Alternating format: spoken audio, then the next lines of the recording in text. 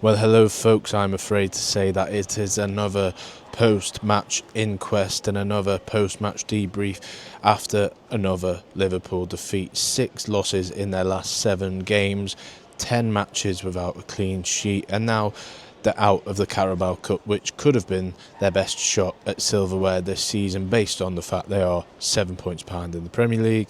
The FA Cup, they haven't even started yet, so they've got a lot of games to get through if they want to win that one. And the Champions League, as we know, if they defend like they have done for the last month, they have no chance of winning that competition.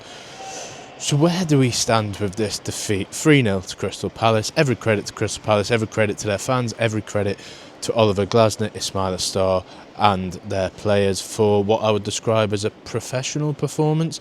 They themselves made 5 changes, by the way, but just looked miles better than Liverpool.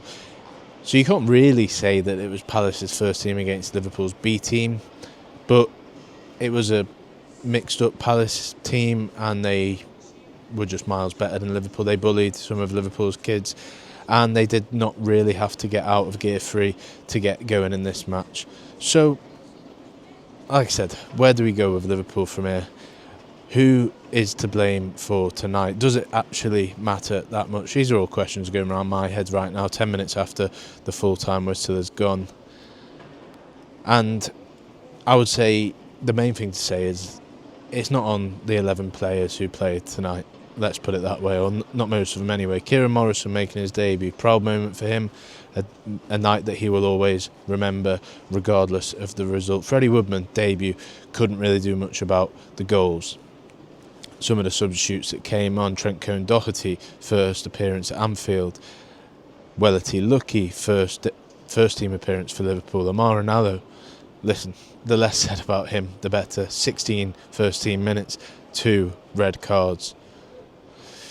Trey Naoni, Rio Ngamoa, some nice showings. Calvin Ramsey, by the way, brilliant performance, best Liverpool player on the pitch for me. So you can't really blame these sorts of players. Federico Chiesa, Alexis McAllister, some nice moments for the pair of them. Andy Robertson, Joe Gomez. Yeah, some bad moments, some okay moments. But these players just haven't been playing. It was disjointed. When you make changes, it always looks a bit like this. So who do you point the finger at? Well, obviously, it's Arne Slot. Was the 11 right? I mean, it's easy to answer that question with hindsight.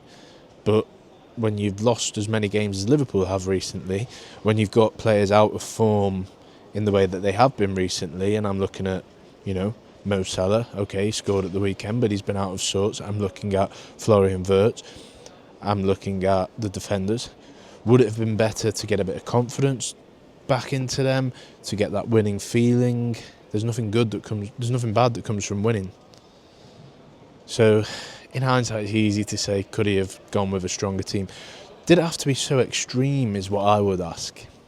I do think it was right to rest some players tonight. I think Virgil van Dijk needed a break after playing nearly every game. Probably the same for Ibrahima Konate, Dominic Szoboszlai. But did they all need a rest?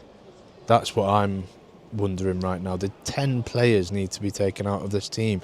Did they all need to be sat on row 3 or 4 behind the subs bench? Could you have not left a Salah on the bench? Could you have not had an Ekitike on the bench? What would half an hour have really, really damaged them in the long run? I don't know. I'm not a fitness expert, but there's fingers that you can point at Slot and the management for this team. There's 60,000 home fans in here, or like 59,000, whatever. And they would have seen the team when they were getting out of the cars or getting off the trains, whatever. And hang on a minute, I've paid 50 quid for this tonight.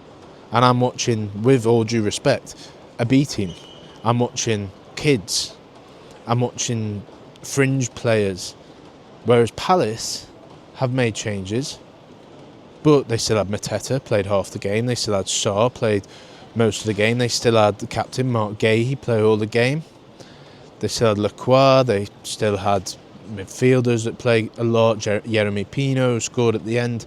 They made changes, but they still had a very strong team out. Could Liverpool not have done that? And Nketiah and Mateta play a half each. Could Salah, for example, not have played a half and someone else comes on for the second half, or the other way around? Could Ekitike not have played a half? I don't think Liverpool would have been 2-0 down if they did that. But again, I keep saying it's easy to say all this in hindsight. It's just frustrating because Liverpool didn't have to go out the way that they went out tonight. They could have at least put up a fight with the team selection. Arne Slot has thrown the Carabao Cup, and I think that is something that you can say, all right, fair enough.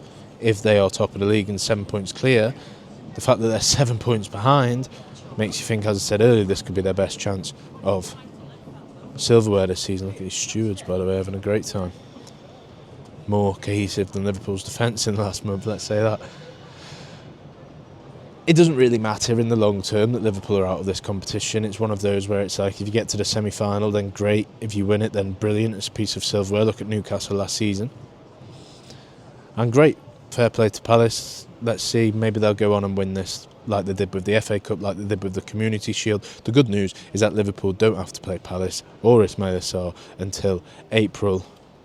The bad news is that they do have to play Aston Villa here on Saturday night. They do have to play Real Madrid here on Tuesday night. And they do have to go to the Etihad and play Manchester City in 10 days. It's not getting any easier, is it? It's 6 losses in the last 7. It's 10 games without a clean sheet. It's 7 games in a row that Liverpool have gone 1-0 down. Yes, you can't criticise the team or the individuals tonight, but you can criticise the 11 that Arne Slot put out and the subs that were on the bench. As I keep saying, the grand scheme of things, it doesn't really matter going out of the Carabao Cup, but it's just another loss, and it's becoming quite the habit at the moment. Don't want to rant too much, so we'll be back with another video later in the week, but Liverpool are out of the Carabao Cup, and it is another defeat. See you next time.